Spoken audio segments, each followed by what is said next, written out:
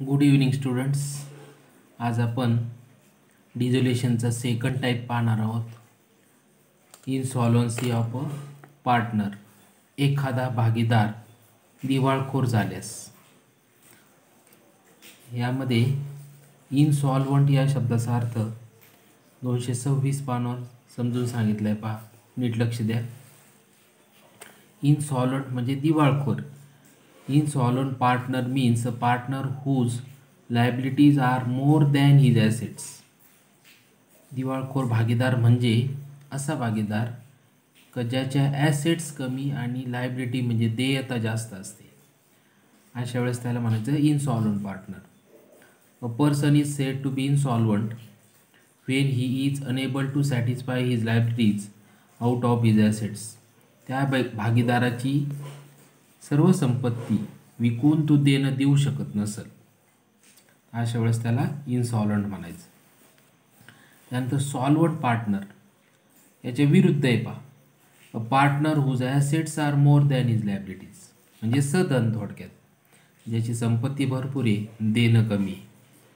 A person is said to be solvent when he is able to pay off his liabilities out of his assets. संपत्तीतून तो देणं देऊ शकेल, अशा वेळेस त्याला सॉल्वंट म्हणायचं. त्यानंतर कॅपिटल डेफिशियन्सी म्हणजे भांडवली तूट. आता ही भांडवली तूट लक्षात ठेवायचं की समजा एखादा भागीदार त्याची संपत्ती कमी आहे, देणं जास्त आहे, मग अशा वेळेस तो आता काही देणं देऊ शकत नाही. मग अशा वेळेस त्याची जी तूट आहे ती तूट हे जे सॉल्वंट पार्टनर असतात सदन, ते दोघं जण प्रॉफिट शेअरिंग रेशोनुसार वाटून घेतात. त्याची तूट अशा पद्धतीने मिटवली जाते. त्याला म्हणायचं कॅपिटल डेफिशियन्सी. याच्यामध्ये काही अकाउंटिंग एंट्रीज आहेत. ह्या अकाउंटिंग एंट्रीज आपल्याला समजून घेता येईल. पहा, transfer the balance of insolvent partners current account to capital account. The entry will be insolvent partners current account debit to insolvent partners capital account. प्रत्यक्षात गणितात हे आपल्याला चांगलं समजेल. त्यानंतर transfer the deficiency of insolvent partners capital account to solvent partner. जो भागीदार दिवाळखोर झालेला आहे त्याची जी तूट आहे ती सदन भागीदारांना ट्रान्सफर करायची. त्यावेळेस entry solvent partners capital account debit to insolvent partners capital account. त्यानंतर transfer the balance of solvent partners current account to their capital account. Solvent partners current account debit to solvent partners capital account. आणि शेवटची entry final settlement of solvent partners capital account. Solvent partners capital account debit to cash or bank account. Final payment करतो पहा आपण, त्याची ती entry. हे गणितामध्ये तुम्हाला चांगल्या पद्धतीने समजेल. प्रत्यक्षात आपण पहिलं गणित घेऊया. पहा, या टाईपच्या प्रकाराचं नाव आहे one partner. When one partner become insolvent. एखादा भागीदार दिवाळखोर होतो. Page number 228. Example solve. Example number 1. Vidya, Sharmila and Megha are partners sharing profits and losses in the ratio of 5:3:2. 5:3:2 ratio आहे. Their balance sheet as on 31 March 19 was as under. पहा, नेहमीप्रमाणेच गणित आहे. Sundry assets 1,28,000 दिलेले आहेत. सन्ड्री ॲसेट्स आपल्याला realisation अकाउंटच्या debit बाजूला लिहायचे आहेत. पहा, रिलायझेशन अकाउंटच्या डेबिटला टू सन्ड्री ॲसेट्स अकाउंट 1,28,000. त्यानंतर बँक अकाउंट 16,000. बँक अकाउंट उघडले. पहा, त्याच्या डेबिट साईडला टू बॅलन्स ब्रॉट डाऊन 16,000. त्यानंतर ह्या गणितात करंट अकाउंट दिलेले आहे. करंट अकाउंट मेघाचं 26,000. करंट अकाउंट उघडले. करंट अकाउंटच्या डेबिटला टू बॅलन्स ब्रॉट डाऊन मेघाच्या कॉलममध्ये 26,000. ॲसेटला डेबिट बॅलन्स असतो म्हणून ॲसेटला आलेले आहे करंट अकाउंट, म्हणून करंट अकाउंटच्या डेबिटला लिहिलं आपण. त्यानंतर आता लायबिलिटी पहा. लायबिलिटीला कॅपिटल अकाउंट दिले. विद्या, शर्मिला आणि मेघाचं 50,000, 40,000, 30,000. कॅपिटल अकाउंट सेपरेट उघडले. त्याच्या क्रेडिटला बाय बॅलन्स ब्रॉट डाऊन 50,000, 40,000, 30,000. त्यानंतर करंट अकाउंट आहे पहा. विद्या आणि शर्मिलाचं 6006 लायबिलिटीला क्रेडिट बॅलन्स असतो. करंट अकाउंटच्या क्रेडिट बाजूला बाय बॅलन्स ब्रॉट डाऊन विद्येच्या कॉलममध्ये 6000, शर्मिलेच्या कॉलममध्ये 6000 आणि मेघाचा इकडे डेबिटला आहे. त्यानंतर सन्ड्री क्रेडिटर्स आणि बिल्स पेबल रिलायझेशन अकाउंटच्या क्रेडिट बाजूला लिहायचं. By sundry liabilities account creditors आणि बिल्स पेबल 28,000 10,000 टोटल घ्यायचे 38,000. बॅलन्स शीट संपलेला आहे. आता adjustment. They decided to dissolve the partnership firm on the about date as under. Sundry assets realise at 80% of book value. Asset 80%, sundry ॲसेटची जी किंमत आहे त्यापैकी 80%चे पैसे आलेले आहेत थोडक्यात. पहा सन्ड्री ॲसेट्स आपल्याला किती दिलेले आहे 1,28,000. याचे 80 काढायचे. पहा 80/100. हे 2 शून्य गेले, हे 2 शून्य गेले.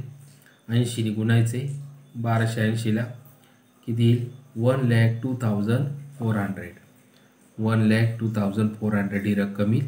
ॲसेट विकून पैसे आलेले आहेत. पहा ॲसेट विकून पैसे आल्यानंतर आपलं पाठ पाहिजे. 2 परिणाम कोणते. रिलायझेशन अकाउंटचे क्रेडिट बाजूला bye bank account sundry assets 1,02,400 आणि याचा सेकंड इफेक्ट बँक अकाउंटच्या डेबिटला टू रिलायझेशन अकाउंट 1,02,400. त्यानंतर adjustment 2 unrecorded outstanding expenses ₹8,000 paid of.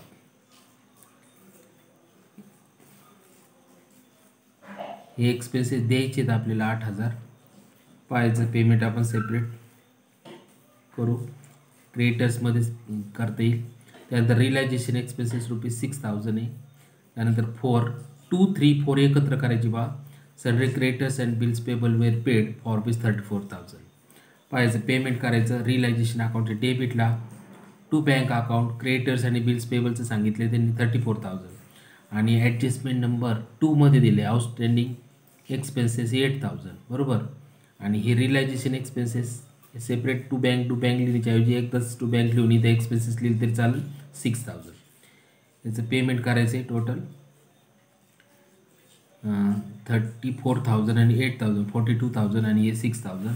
Realisation अकाउंटच्या क्रेडिट बाजूला बाय रिलायझेशन अकाउंट हे 42,000 परत लिहिलं आहे. बाय रिलायझेशन अकाउंट 6,000 ही टोटल एकत्र केली नाही ते एकदाच लिहिलं तरी चालेल. बाय रिलायझेशन अकाउंट ही टोटल एकत्र करू. त्यानंतर लायबिलिटीज पेमेंट झाल्यानंतर 5 नंबरच्या ॲडजस्टमेंटमध्ये टाईप 2 सुरू होतो आहे. लक्ष द्यायचं. आता मेघा बिकम इनसॉल्वंट. मेघा दिवाळखोर झाली आहे.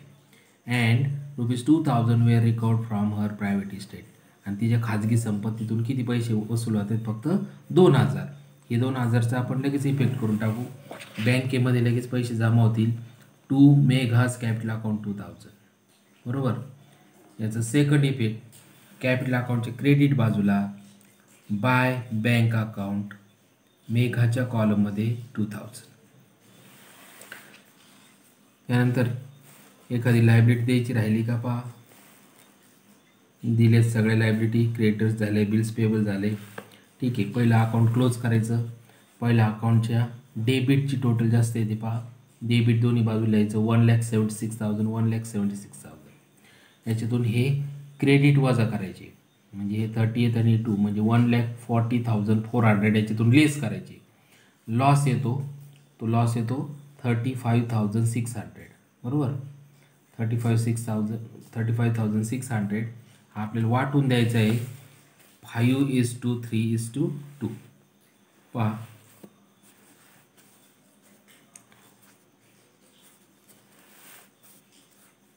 दिलंय. पहा 5 3 2 5 आणि 3 8 आणि 2 10 इथे घेतले 10. हे शून्य कट केलं बरोबर म्हणजे 35,60 आलं बरोबर. 35,60ला आपण 5ने गुणू. 35,60ला जर 5ने गुणलं तर किती येतं 17,800.